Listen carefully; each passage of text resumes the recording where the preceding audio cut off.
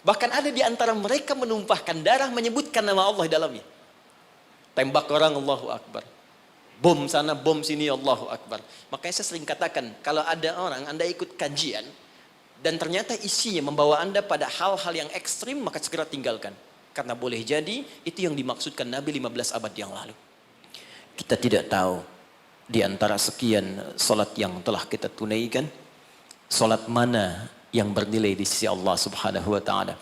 Sampai Nabi pun pernah mengajarkan satu doa yang singkat tapi begitu padat, tersebut dalam hadis riwayat Ibnu Majah nomor hadis 925. Setiap selesai salat Nabi berdoa dan mengatakan, Allahumma inni as'aluka ilman nafi'a wa rizqan tayyiba wa amalan mutaqabbala.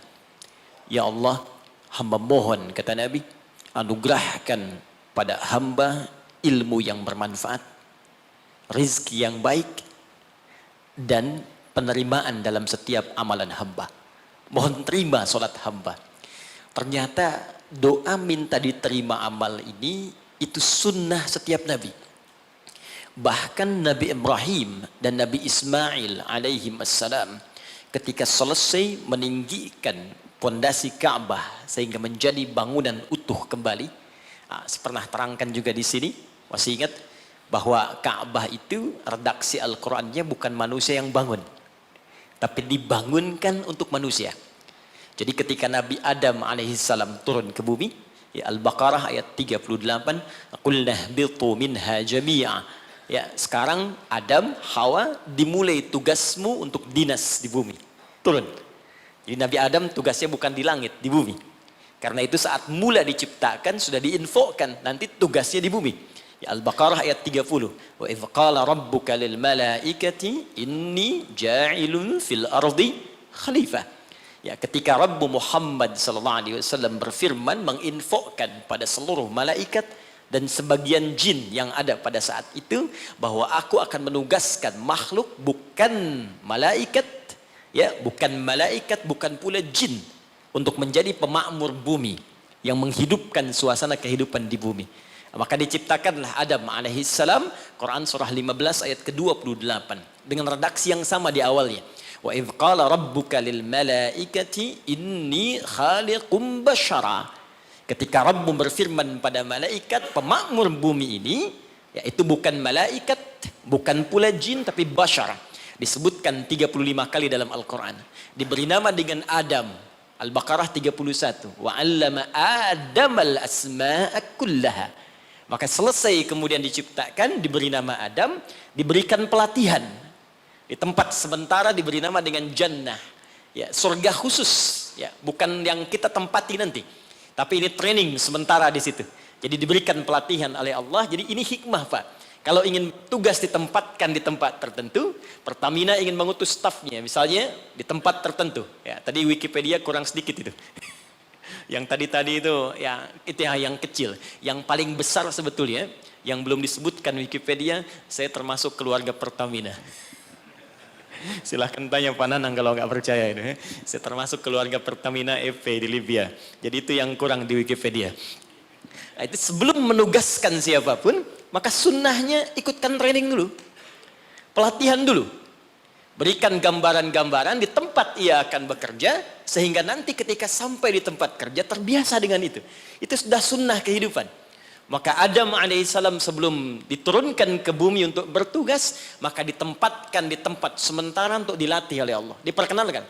Ini yang kau kerjakan, kalau kerjakan ini nikmat kerjanya. Ini yang harus kau tinggalkan. Jadi surga yang diberikan kepada Adam untuk tinggal sementara, bukan surga yang akan kita tempati nanti setelah kita pulang dari sini.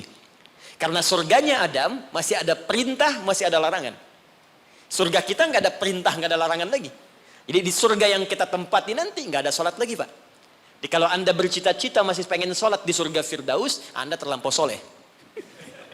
Ya, sudah nggak ada perintah, nggak ada larangan. Ya. Maka di surganya Adam, Al-Baqarah 35. Wa qulna ya Adam uskun anta wa zawjukal jannah. Ya, wa kula minha ragadan haitsu syi'tuma fala taqraba hadhihi asy-syajarah fatakuna minadh-dhalimin. Maka dikenalkan Adam tinggal, ini tempatmu untuk sementara. Karena itu menggunakan alif lam, al-jannah. Surganya kita umum. Ya. Ya, Al-Baqarah ayat 25 itu wabasyiril ladzina amanu wa 'amilus solihati anna lahum jannatin. Ya, tidak menggunakan alif lam dan ujungnya dijamakkan bentuknya untuk menunjukkan surga kita bukan yang pernah ditempati Adam sebelumnya. Secara singkat diturunkan ke bumi untuk beraktivitas. Saat turun ke bumi inilah dijelaskan oleh Allah Subhanahu wa taala beragam aktivitas yang mesti dikerjakan. Tapi yang paling menarik dipesankan oleh Allah sepanjang beraktivitas di bumi perbanyak perbuatan baik sebagai bekal untuk pulang kembali menuju surga yang telah Allah siapkan berikutnya. Semua perbuatan baik ini oleh Al-Quran disebut dengan amal saleh namanya. Jadi kalau saya runtutkan, misi dimulai diturunkan ke bumi, tugasnya untuk mengumpulkan amal saleh. Diberikan batas waktu, diberi nama dengan ajal namanya. Saya runtutkan sedikit supaya nanti kita mengerti tersambung dengan keutamaan bulan Rajab. Kalau saya turunkan gini, Pak. Ini tentang hidup kita. Jangan-jangan sudah puluhan tahun hidup, tapi kita belum tahu apa yang kita kerjakan dalam hidup ini.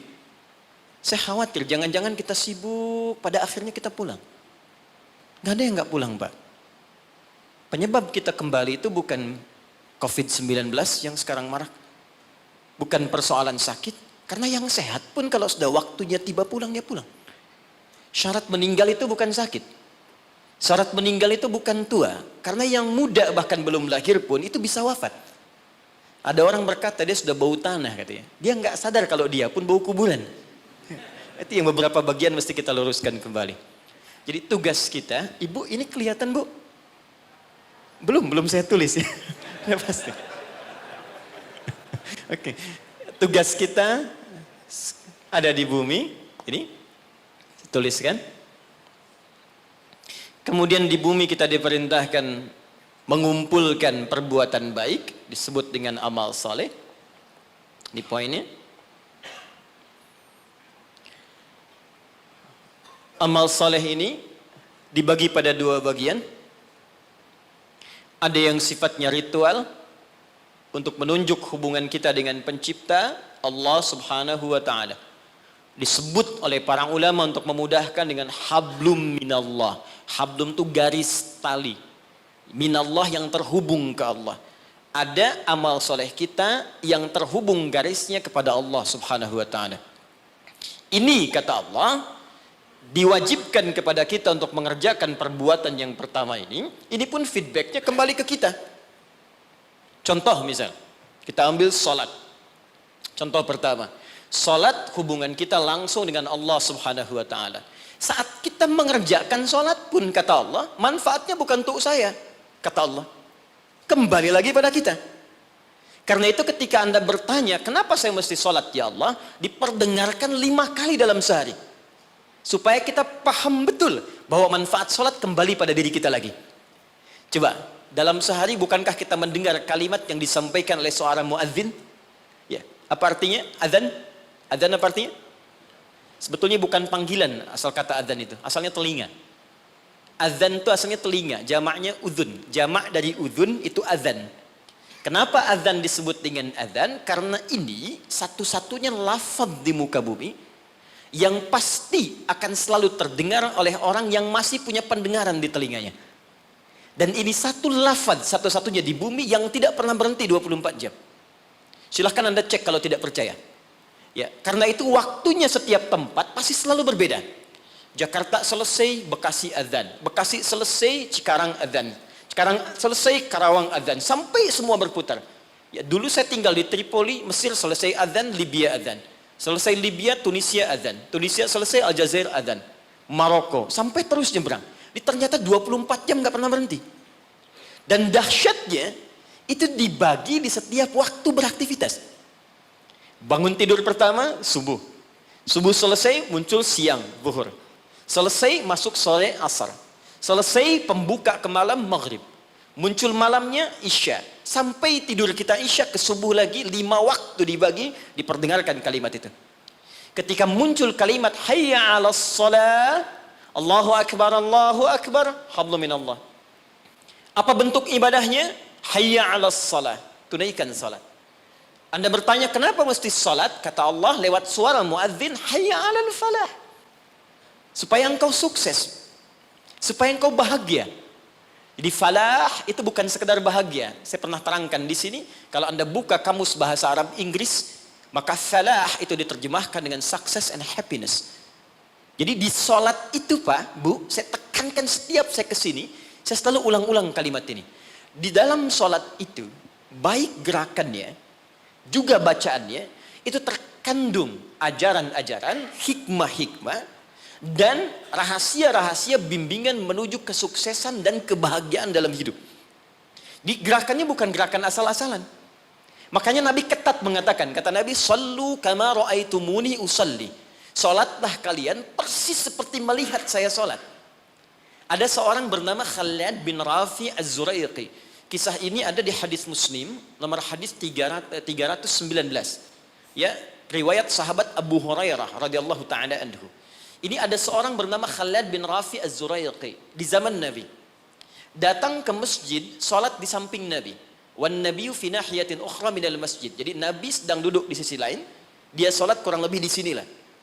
Begitu selesai salat, sallama yaminan wa samala, dia salam ke kanan dan ke kiri, thumma atan nabiyya sallallahu alaihi wasallam. Lalu dia mendatangi Nabi sallallahu alaihi wasallam, fa sallama ilaihi. Dia mengatakan, "Assalamu alayka ya Rasulullah." Apa jawab Nabi? Perhatikan kalimatnya. Wa alaikassalam wa rahmatullah, irji' salli fa innaka lam tusalli. Kata Nabi, wa alaikassalam wa rahmatullah, kamu salat lagi karena engkau belum salat. Padahal orang ini sudah salat dari takbir sampai selesai salam. Lalu dia mengulang salatnya sampai 3 kali. Jadi sekali selesai datang Nabi minta salat lagi. 2 kali selesai datang kata Nabi ulangi lagi. Sampai yang ketiga dia katakan, ya Rasulullah ma uhsinu ghairah. Ya Rasulullah, saya nggak bisa lebih bagus dari apa yang saya kerjakan tadi. Sampai sini kemampuan saya. Alimni, tolong ajarkan saya bagaimana sholat yang benar. Jadi kalau sekedar sholat saja dibuka dengan takbir, ditutup dengan salam dan dianggap benar, mustahil Nabi akan seketat seperti menyampaikan tadi.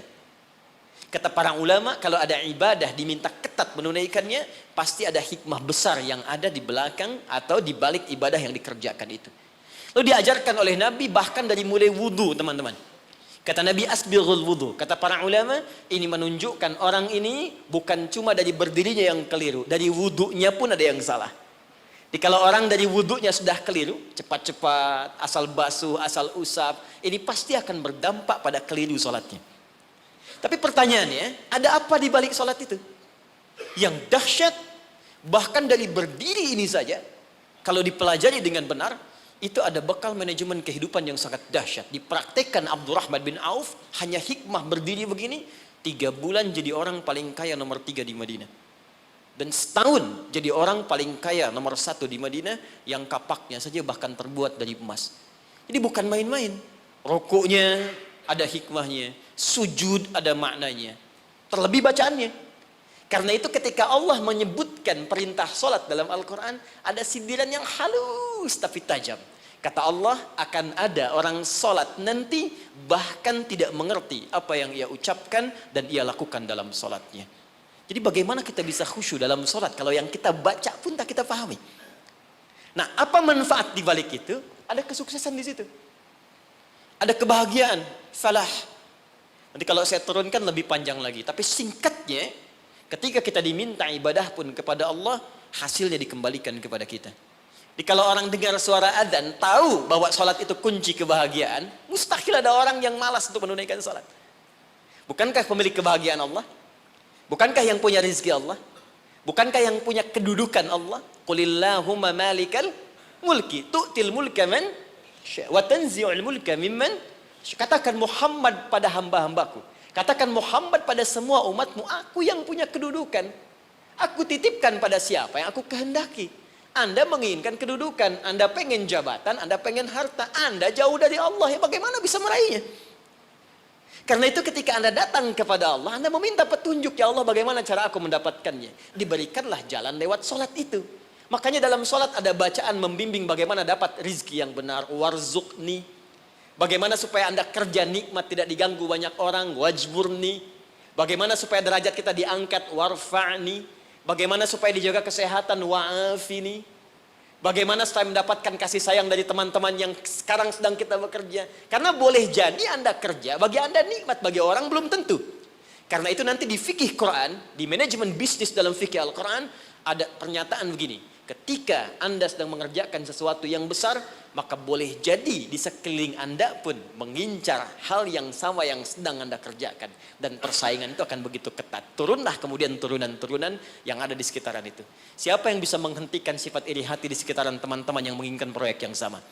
Siapa yang bisa menghentikan hal-hal yang buruk yang mungkin menimpa ketika Anda mendapatkan tender yang sedang Anda kerjakan? Jika Anda tidak datang kepada yang punya kuasa lebih dari yang lainnya, maka bagaimana itu bisa dihentikan dalam pekerjaan Anda? Ini fungsinya sholat. Satu. Yang kedua, ada yang disebut hubungan dengan manusia. Hablum minan nas. Dengan lingkungan. Aspeknya luas. Di sini ada manusia, ada tumbuhan, ada hewan, dan sebagainya. Dipersingkat oleh ulama, disebut dengan hablum minan nas. Jadi tugas kita selama hidup cuma dua ini saja, teman-teman. Jaga hubungan baik dengan Allah, jaga hubungan baik dengan manusia. Kita bagus salatnya, puasanya bagus, baca Qurannya bagus, tapi buruk dengan manusia, maka kata Nabi berpotensi pula masuk neraka. Abu Hurairah di riwayat Muslim mengatakan dari Nabi SAW. Perhatikan kalimatnya, ya, fokus baik-baik. Ya'ti yaumal qiyamati bisalatin. Ada orang yang datang di hari kiamat, kata Nabi, dengan pahala salat yang banyak. Jadi salatnya rajin. Rajin sekali. Salat sunnah dikerjakan, tahajud dikerjakan, wasyamin, puasanya rajin. Cuman sayang, wayati qad syatama hadza. Dia sering kali mencaci orang lain. Senang mencela orang. Wa qadzafa hadza, gemar menuduh orang. Wa daraba hadza, senang berselisih. Wa safaka dama hadza. Dan ada di antara puncaknya dia menumpahkan darah dengan menyebut nama Allah. Ini kalau Nabi sebutkan pasti kejadian. Pasti kejadian. Kata Nabi akan tiba nanti di masa-masa yang akan datang. Wallahu a'lam, mungkin sekarang. Ada orang rajin sholat tapi senang berselisih. Rajin puasa tapi senang mencela. Bahkan ada di antara mereka menumpahkan darah menyebutkan nama Allah di dalamnya. Tembak orang, Allahu Akbar. Bom sana, bom sini, Allahu Akbar. Makanya saya sering katakan, kalau ada orang Anda ikut kajian dan ternyata isinya membawa Anda pada hal-hal yang ekstrim, maka segera tinggalkan. Karena boleh jadi itu yang dimaksudkan Nabi 15 abad yang lalu.